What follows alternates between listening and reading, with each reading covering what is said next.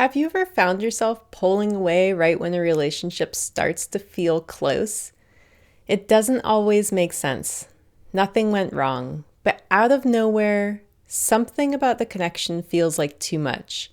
You might suddenly crave space or feel irritated by texts that you usually enjoy, or you might start thinking, gosh, maybe I'm better off on my own.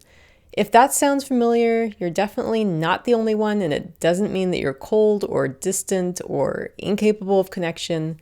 It likely means that closeness felt like it was costing you something. And today we're going to talk about how to let someone in without losing that core feeling of who you are. So, for a lot of people who lean avoidant in relationships, closeness has not always felt safe. It might have felt like pressure, like something was being asked of you that you didn't quite agree to. And even when you liked someone, there may have been a moment where connection started to feel heavy. Maybe you caught yourself thinking, this is too much. I need some space.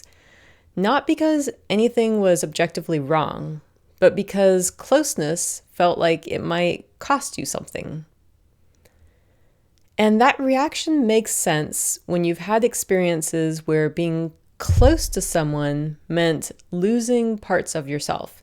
Maybe you had to manage someone else's emotions. Maybe your independence wasn't respected. Or maybe love felt conditional, like it only showed up when you were easy or helpful or emotionally quiet.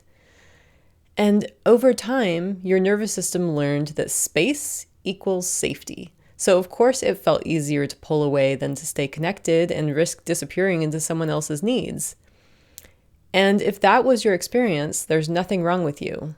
That pattern was your way of protecting yourself. And it makes sense that it stuck, especially if nobody ever showed you another way. One of the most important shifts in moving towards secure connection is this. Letting someone in does not mean giving yourself up.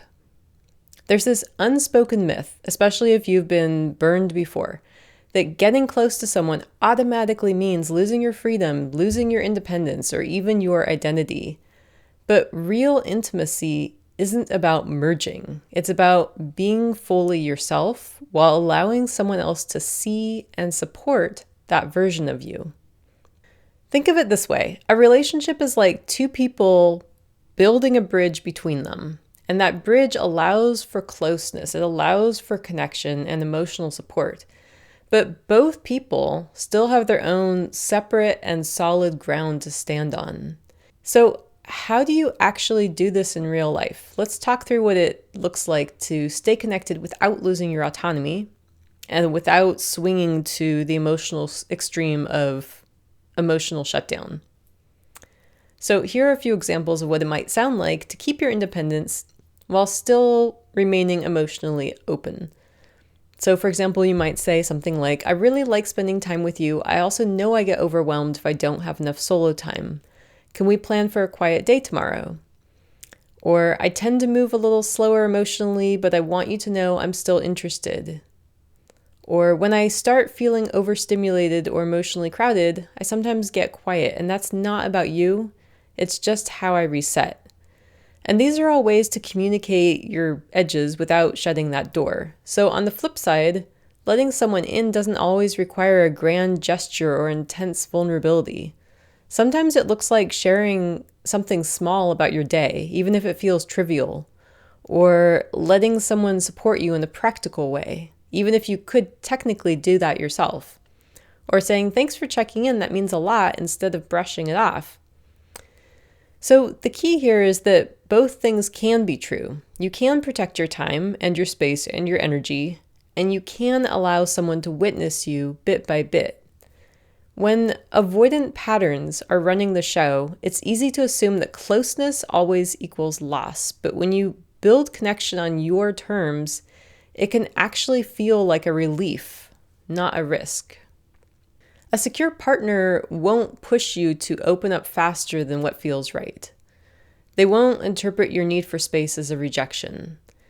Instead, they'll respect the pacing. They'll understand that connection isn't built in a single moment. It's built in consistency.